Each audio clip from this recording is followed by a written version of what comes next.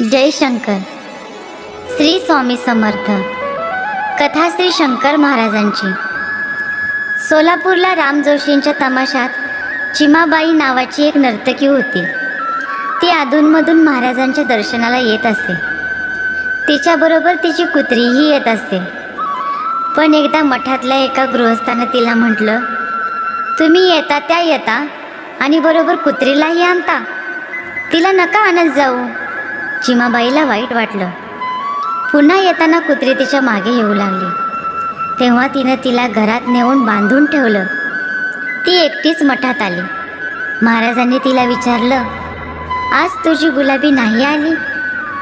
ती येत होती, पण मी तिला बांधून ठेवली. चिमाबाईनं सांगितलं. असं का केलंस बरं?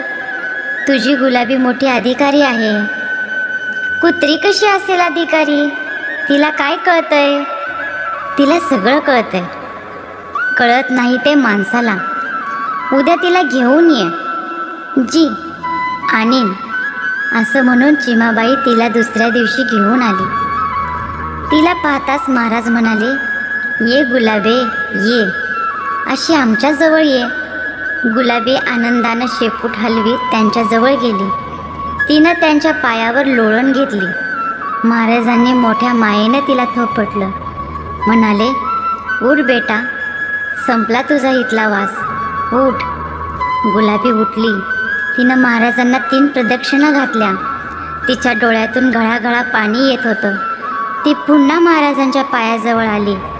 तिनं एकदा त्यांच्या मुखाकडे पाहिलं आणि त्यांच्या पायावर डोकं ठेवलं. डोकं ठेवलं ते पुन्हा उचललंच नाही.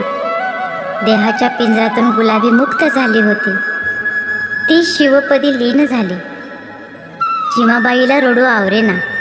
ती मुक्त झाली म्हणून आनंदही होत होता आणि आपली जीवाभावाची सखी अंतरली म्हणून वाईटही वाटत होतं. मन थोडं शांत झाल्यावर चिमाबाईनं महाराजांच्या पायावर डोकं ठेवून म्हटलं, माझाही उद्धार करावा महाराज. आपल्या या लेकीला पदरात घ्यावं. महाराजांनी तिला अनुग्रह दिला. म्हणाले, आता गुरुदक्षिणा द्यायला पाहिजे. जी महाराज, काय देऊ? या मठातल्या मारुतीच्या देवळात एक तट बांधून दे. चिमाबाईनं तटाचं बांधकाम सुरू केलं. नवलाची गोष्ट म्हणजे ते करताना त्या मातीतून नागनाथ, नरसिंह आणि मारुती यांच्या मूर्ती निघाल्या. त्यांची मठात रीतसर स्थापना केली गेली. चिमाबाईनं दिलेल्या गुरुदक्षिणेमुळे, तिनं बांधलेल्या तटामुळे या मारुतीला लोक तटाचा मारुती म्हणून ओळखू लागले. जय शंकर.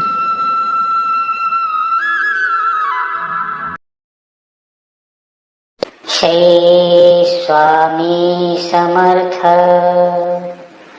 श्री स्वामी समर्थ.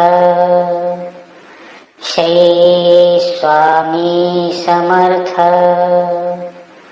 श्री स्वामी समर्थ.